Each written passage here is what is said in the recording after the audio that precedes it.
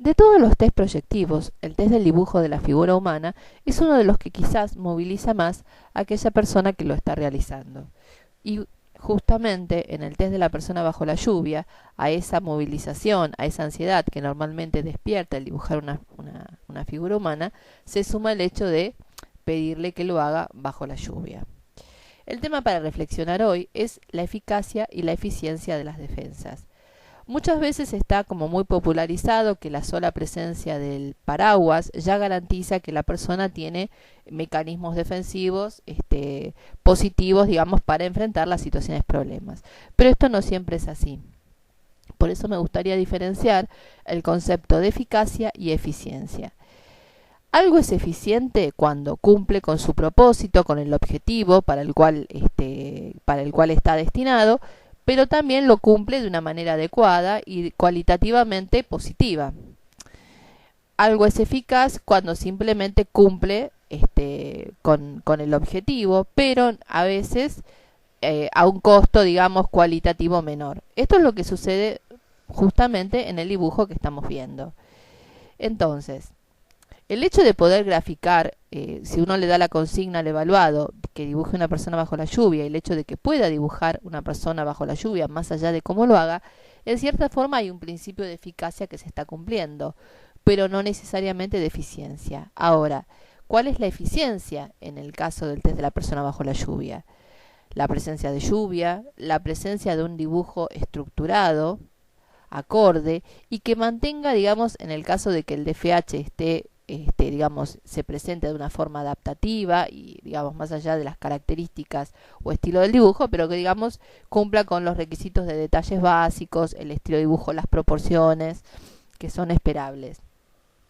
Si la persona bajo la lluvia mantiene ese estilo de dibujo, la misma calidad gráfica en cuanto al trazo, el mismo tratamiento gráfico, esto implica cierta eficacia entonces en los procesos defensivos.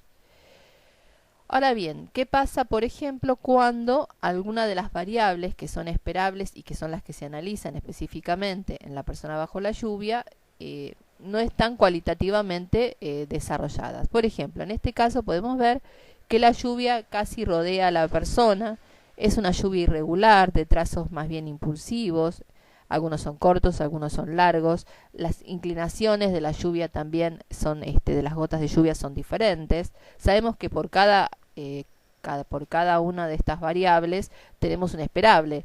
El tema de la longitud, el tema de la ubicación, el tema de cuánto tiene que abarcar, el estilo de trazo. Entonces, en este caso no hay eficiencia en cuanto a la forma de la lluvia. Tampoco hay eficiencia en cuanto al tipo de instrumento defensivo. En este caso la persona utilizó un diario. Es muy importante también articular el relato, cómo la persona integra esa característica de haber usado un diario en lugar de usar un paraguas. Otras personas suelen no dibujar el paraguas, pero a lo mejor dibujan medios de protección secundarios. La lluvia está adecuadamente distribuida, llega al piso, ocupa toda la hoja. Se grafica también el piso. Acá vemos que además el emplazamiento del dibujo es en el ángulo inferior izquierdo. Cabe comentar que siempre que analizamos la persona bajo la lluvia también lo hacemos en correspondencia, digamos, como en secuencia. Ya lo hemos trabajado muchísimas veces en otros materiales, como secuencia del dibujo de la figura humana. Acá lo que quisimos hacer en este material hincapié, por eso solamente, digamos, les acompañamos el dibujo de la persona bajo la lluvia, es un poco la precariedad defensiva. Además hay otra cuestión también, que es como que cuando comparamos la persona bajo la lluvia tenemos que ver qué se modifica el género, dibujaba a un hombre, ahora dibuja una mujer, qué se modifica el estilo de la vestimenta. Bueno, acá también se produce en como mecanismo de defensa, un mecanismo de regresión, ya que la figura adquiere características mucho más infantiles que lo que presentaba el dibujo de la figura humana, que aunque simple, digamos, era de una persona adulta. Acá se ha graficado a una persona de edad menor.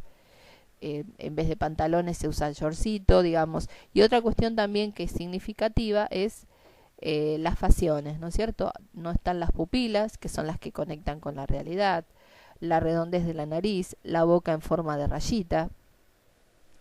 La oreja del lado izquierdo detallada, destacada, que esto da como un poco de sensibilidad, susceptibilidad, pero bueno, podemos decir que el yo ha atinado una defensa que es precaria porque obviamente si uno lo piensa, un papel de diario, una revista, ante la lluvia, al mojarse, digamos, no es mucho lo que va a durar esa protección.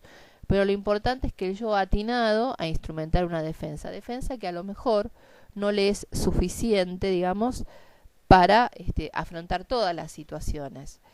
Es muy importante cotejar este test con el test de la persona, con el cuestionario desiderativo. O sea, siempre lo que nosotros tratamos de transmitirles es que es importante trabajar con el concepto de batería y no de test aislado.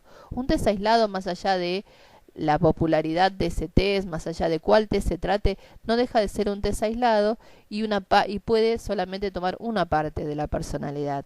La personalidad humana es muy compleja, por lo tanto es importante poder abordar tanto desde los aspectos primarios como secundarios. Sabemos que la parte primaria la cubren los test proyectivos gráficos y la parte secundaria la cubren el relato, que muchas veces aparecen baterías en donde no se le pide el relato al evaluado, siempre aunque sea un relato de alguno de los 3 dibujos del HTP y el de la persona bajo la lluvia tiene que aparecer. También se debería tomar algún test de redacción, como hablamos muchas veces, el mis manos o el yo, porque todo eso es proceso secundario. Y de los test proyectivos, el que tiene que ver con proceso secundario es justamente el cuestionario desiderativo. Por eso es muy importante testear. Si yo estoy evaluando que hay cierta precariedad de las defensas, como que sus defensas son insuficientes, bueno, ¿qué grado de integración y adecuación hay entre la elección del símbolo desiderativo y sus racionalizaciones? Recordemos que en el cuestionario desiderativo uno le pregunta, bueno, si no pudiera ser persona, ¿qué es lo que más te gustaría hacer? La persona va a elegir un símbolo y va a dar una argumentación de por qué lo ha elegido. Esa argumentación, cuanto más logicidad, cuanto más calidad, digamos, de respuesta y de síntesis tenga respecto al objeto seleccionado, digamos, las positivas nos van a dar cuáles son sus mecanismos de defensa más habituales. Y en las negativas vemos justamente aquellas cosas que tienen que ver con aspectos más reprimidos, más inconscientes, que lo podemos asociar perfectamente con el test de la persona bajo la lluvia. Entonces, cuando hablamos de eficiencia de las defensas, implica, por un lado, cumplir con la consigna y que ese objeto graficado tenga, en función de los módulos esperados, que cada test tiene sus módulos esperados para cada contenido, tenga cierta adecuación. No quiere decir perfección, pero sí una adecuación proyectiva.